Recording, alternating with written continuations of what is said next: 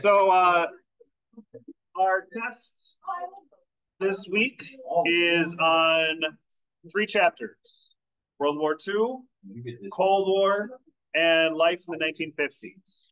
For the DBQ essay, you are getting those documents ahead of time. And I think I may have said it in some of the classes, but maybe forgotten in the other classes. It's going to be about the World War II chapter. Okay, so that's what you're going to be kind of focusing on. And at least for B-Day students, you're getting your essay today. Essay is due the day of the multiple choice test. So for B-Day students, that's this Friday. A-Day students, that's on Monday. Okay. Yes. Correct. Writing you that home. So let's start off talking about World War II stuff. Sound good? Okay. Any questions before I start talking about stuff? We're going to first start off talking about 23. Okay. Okay. No questions? Want me to talk?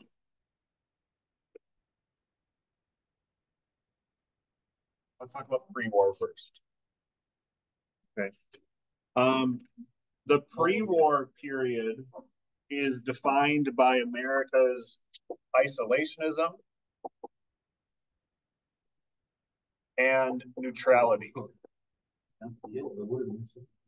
Right? Isolationism in the fact that we don't want to get involved with other countries, and neutrality meaning as other countries are actually going to war, we're going to remain neutral and not join in the fight. And so there's a bunch of different examples of us being neutral and isolated. Can we think of any laws from that time period that shows our neutrality or isolationism? Okay, there was a Neutrality Act that said we're not going to sell any weapons to countries at war. What else?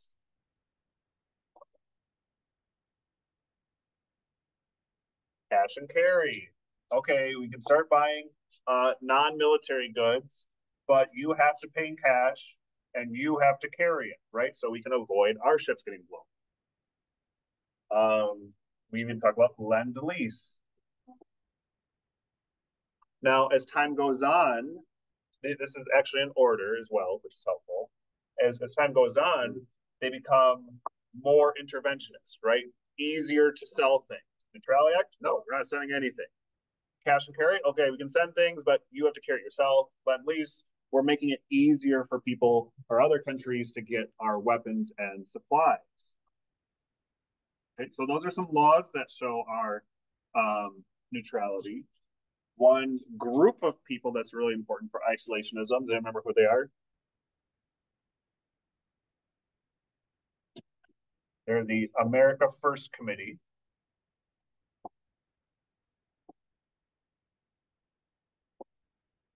Right? They really want isolationism. They don't want to go to war. And does anyone remember who like the main America First Committee guy is? He was the pilot from the 1920s. Charles Lindbergh.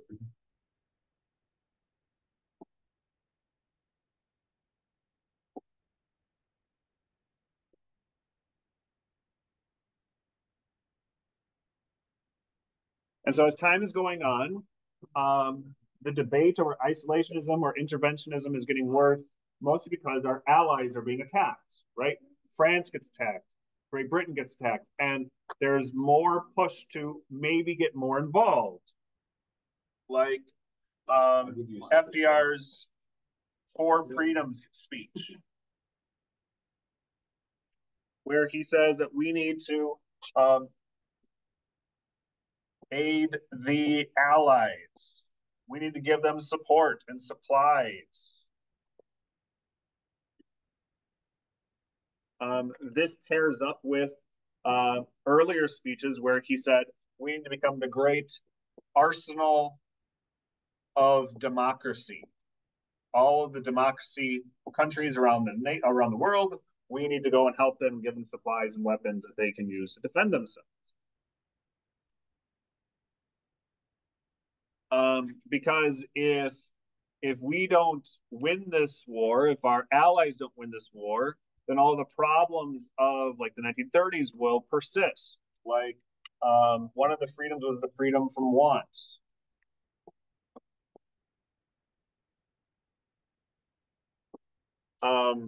Which remember is like the necessities of life. We'll be left wanting more things. What was going on in the 1930s that shows was an example of people wanting necessities and needing things to get by and having problems getting it. The Great Depression. So not only are we going to lose our freedom of speech and freedom of religion, but if the Nazis win, then all the economic problems that were around in the 1930s are going to continue, and we need to stop it. Okay, so all of this is happening, and then the Japanese begin taking over territory in Asia that we don't like. So what do we do to try to stop Japan from what they're doing?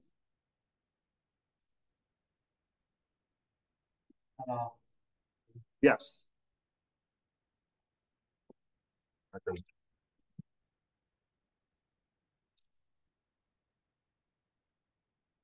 Stop trade with Japan. Japan was getting resources like fuel and scrap metal, and Japan was using all that to continue their war effort. Now it's being denied to them, and they need to take over different territory that has those resources, like the Philippines. Who owns the Philippines? The United States. So what is Japan going to do to get their resources? They're going to attack the United States. Where do they attack the U.S.? Pearl Harbor.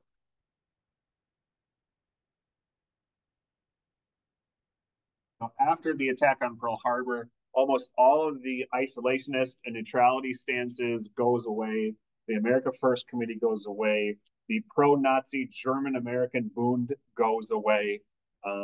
That's the group that claims George Washington was the first Nazi. They're gone now. And now the country needs to mobilize for war. What's mobilize mean? Prepared, get ready for. We need to redirect our country and our economy for war. And we see this in lots of different ways. Let's break it apart.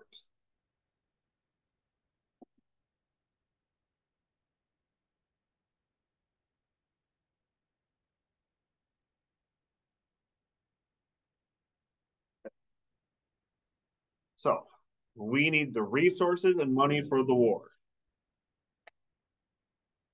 How are we going to pay for the war? War bonds. People pay money to the government, and then over time, the government uses that money to pay for the war. After the war is over, you get your money back, so it's an investment. Okay. They're also going to raise. Those are the two big things: war bonds and raising taxes. How they're going to pay for the war. Now you need to get the resources to make the stuff. So we have the War Production Board that's going to tell businesses, oh, we need you to make this supply, or that we need to make this war supply. We're going to take these resources and divert it to those factories, and those factories will make tanks. That factory will make hand grenades or whatever it is. The problem is the government is spending so much money, they're afraid of high inflation. They're afraid of running out of resources. So how can we get the resources to the factories who need it without raising inflation? There's a couple different ways they're going to do this. We need to get resources to the factories and lower inflation. How can we do that? Salvaging is one. Basically, it's recycling. So we are saying, okay, we're going to take all the extra rubber and iron and aluminum, and we're going to give it to the government. The government will use that, melt it down, and make their war supplies. So now they're not paying for all those supplies. They just have it, right? So that keeps inflation down. What else is going to happen? What else is the big thing that's going to affect people's everyday life? Rationing. People can only buy a certain amount of goods. So that way people are spending less money on supplies, and supplies can be diverted to where they need to go. So rationing is going to be huge.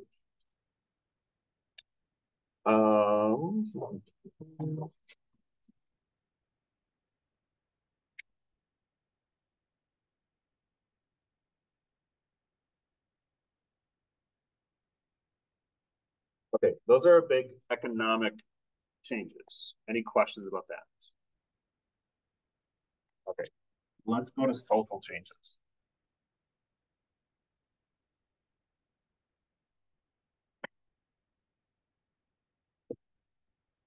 What topic did I say your DBQ was going to be about again? World War II? Interesting. Okay, lots of social changes, right?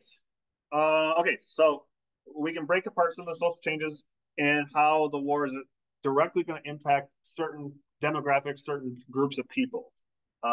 Let's start with women. How do women's lives change because of the war? Rosie the Riveter. Rosie the Riveter is a symbol of the millions of women who would go off to work in the factories.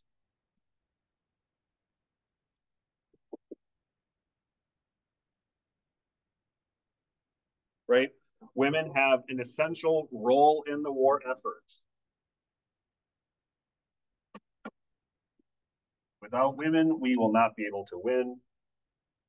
And again, this is part of the mobilization effort, right? Let's get women to be involved. So that's why we see more propaganda like Rosie the Riveter. There's songs about Rosie the Riveter. There's posters with Rosie the Riveter that we saw from Norman Rockwell. So they encourage women to work in the factories. They also encourage women to work in support units in the military. So this is working as a nurse, working in administrations, working in offices for the military, working as pilots, transporting supplies and men to where they need to go. Not in combat roles, but in support roles.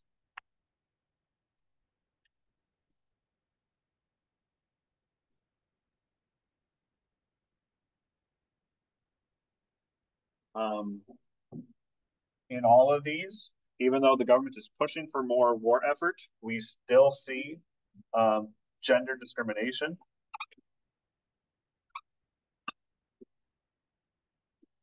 Like wage gaps. Women are still paid less than men for working the same jobs on the factory floor.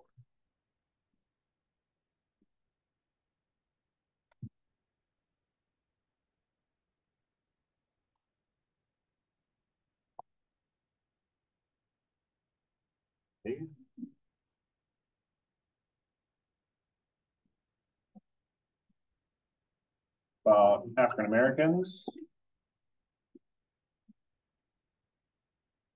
So we had talked about, despite the bravery of African American men in all the previous American wars, African American men are still only allowed to serve in segregated units.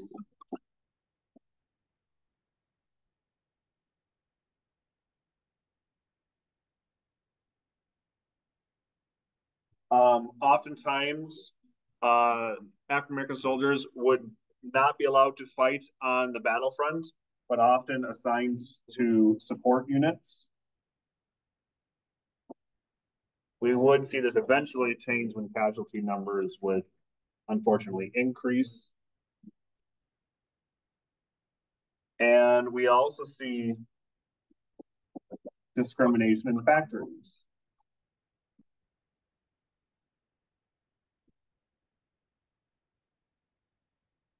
Um, some leaders in the African American community advocated for pressuring the government to stop the discrimination in these war factories. They even threatened a march on Washington.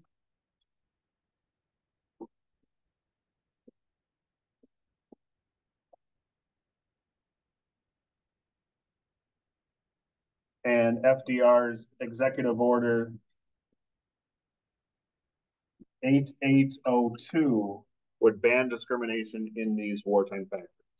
Now, does this get rid of 100% of all discrimination in factories? No, but it is a major change that we see in the factories themselves. A. Philip Randolph and other leaders will call off the March on Washington. And they will continue to argue for larger change in the Double V campaign. So victory over enemies. So the Nazis, the Japanese, and victory over discrimination.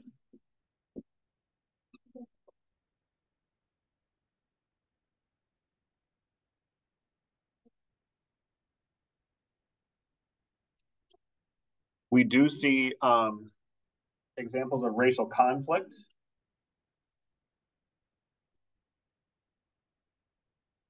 I think we watched a video where it talked about how oftentimes on military bases in big cities with war factories, there would be outbreaks of tension and conflict, especially because of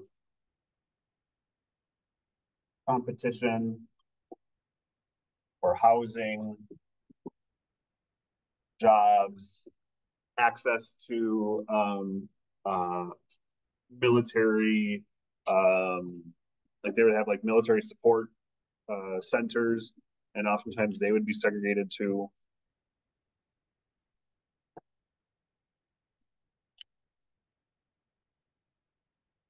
But probably one of the biggest and most unique changes we see, specifically on social changes, is what happens to Japanese Americans.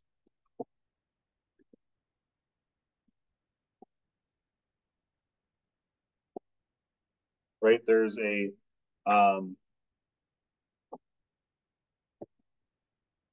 fear of espionage, so spying, and sabotage, that Japanese Americans could be working with the Japanese government to undermine the US.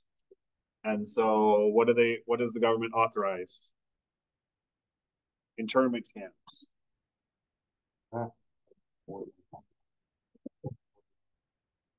What's that? Not like the one of the. Yep.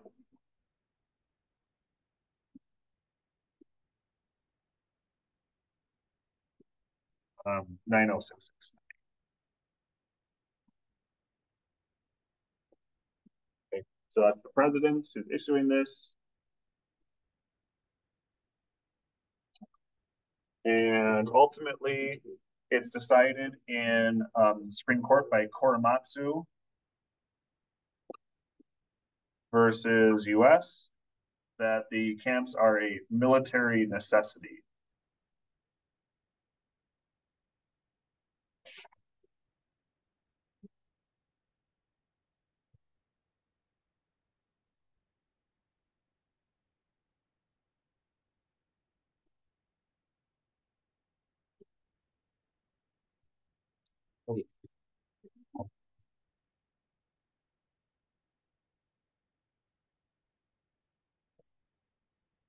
Okay, I think that's all I'm going to say about World War II, everybody. Any questions at all? Okay.